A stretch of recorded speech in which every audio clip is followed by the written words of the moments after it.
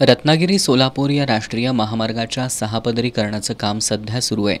या रस्ता रुंदीकरणासाठी भूसंपादन करण्याकरता सर्वेचं काम 2017 साली सुरू करण्यात आले।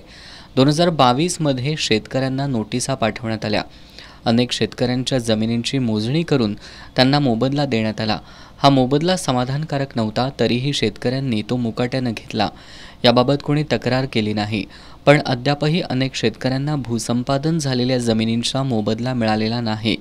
त्यांच्या जमिनींची मोजणी करताना भूमी अभिलेख खात्याकडून झालेल्या चुकांमुळे त्या शेतकऱ्यांना अद्याप मोबदला मिळू शकलेला नाही।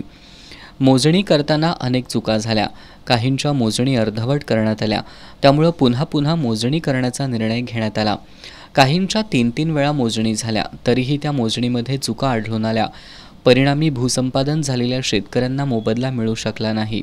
गट नंबर 439 मध्ये जमीन असून माझ्या गट नंबरचा ऐवजी दुसऱ्याचा गट नंबर पडलेला आहे आणि तो दुरुस्त करून भूमी अभिलेख याने पन्हाळा येथे दुरुस्त करून त्याचा मोबदला मला मिळावा व त्याची मोजमाप होऊन त्याचा मोबदला मिळावा, अन्यथा मी काम चालू करून देणार नाही आणि ते आता मी बंद पाडलेला आहे। 2022 पासून आज तागायत आम्ही भूमी अभिलेख पन्हाळा भूसंपादन विभाग आणि कलेक्टर ऑफिस यांच्याकडे वारंवार त्यांची मागणी करून सुद्धा कोणत्या प्रकारचं ठोस आम्हाला काही अजून आज तागायत आम्हाला आश्वासन मिळालेलं नाही। ह्या मोजणीचे जे चुकी झाल्या भूमी अभिलेख पन्हाळा यांच्याकडून यांच्याकडे आम्ही ऑफिसतर्फे स्वतः वैयक्तिक पैसे भरून मोजणी आणली, तेव्हा असं आढळलं की आमची 14 गुंठे जमीन जाते आणि 14 गुंठे जमीन जात असताना आम्हाला मिळाला 7 गुंठेचा मोबदला।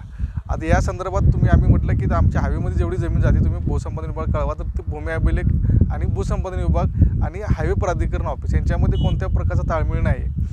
शेतकऱ्यांना माझ्यासारखे अनेक शेतकरी पन्हाळा तालुक्यातले की ज्यांचं ह्या मोजणीचं भूमी अभिलेख पन्हाळाच्या यांच्याकडून चुकीच्या मोजणीमुळे त्याचा नाहक भुर्दंड आमच्यासारख्या शेतकऱ्यांना बसला आहे। याबाबत भूमी अभिलेख कार्यालयात शेतकऱ्यांनी चौकशी केली असता तिथं त्यांना काहीच समाधानकारक उत्तर मिळालं नाही।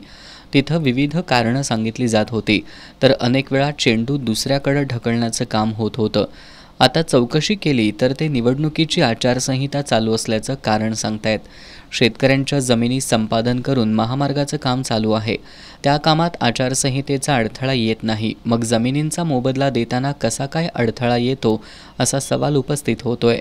भूमी अभिलेख पन्हाळा भूसंपादन विभाग कोल्हापूर जिल्हा आणि हायवेचं प्राधिकरण ऑफिस यांच्याकडे जर आम्ही मागणी करायला गेलो तर म्हणतात आता आचारसंहिता आहे, कोणत्या प्रकारचं काय काम करता येत नाही, तुम्हाला मोबदला देता येत नाही, निवडणुका होऊन देत। पण मला एक सांगा, रस्त्याचं काम चालू आहे, आचारसंहितेला याचे बंधन आहेत, रस्ता पूर्ण होतोय, आमच्या जमिनी गेल्या, आमच्या डोळ्यात देखत आमच्या जमीन जातात, त्याचा आम्हाला मोबदला मिळाला नाही आणि हे शासकीय कार्यालयात हेलपाटे मारणाऱ्या शेतकऱ्यांना सांगण्यात येतं की असं तुमच्याकडे आचारसंहिता चालू असल्यामुळे काम करता येत नाही। तर हा याचा काहीतरी ठोस आमचं ह्या जमिनीचं मोबदल्याचं मंजुरी अगोदर मिळेल, आचारसंहितेचा काही संबंध नसताना हे आचारसंहिता कारणं सांगतात, याचा शेतकऱ्यांना किती दिवस त्रास सहन करायचा। या महामार्गाच्या रुंदीकरणाचं काम सुरू होऊन 1.5 वर्ष झालं, पण तरीही अद्याप भूसंपादन झालेल्या अनेक शेतकऱ्यांना त्याचा मोबदला मिळालेला नाही। काहींनी तर एजंटांच्या माध्यमातून कामं करून घेतली आहेत। स्थानिक आमदार खासदारांनीही या प्रश्नाकडे कधी लक्ष दिलेलं नाही। आता लोकसभा निवडणुका लागलेल्या आहेत, या निमित्तानं तरी लोकप्रतिनिधींनी यात लक्ष घालून शेतकऱ्यांना न्याय द्यावा अशी मागणी होतीये।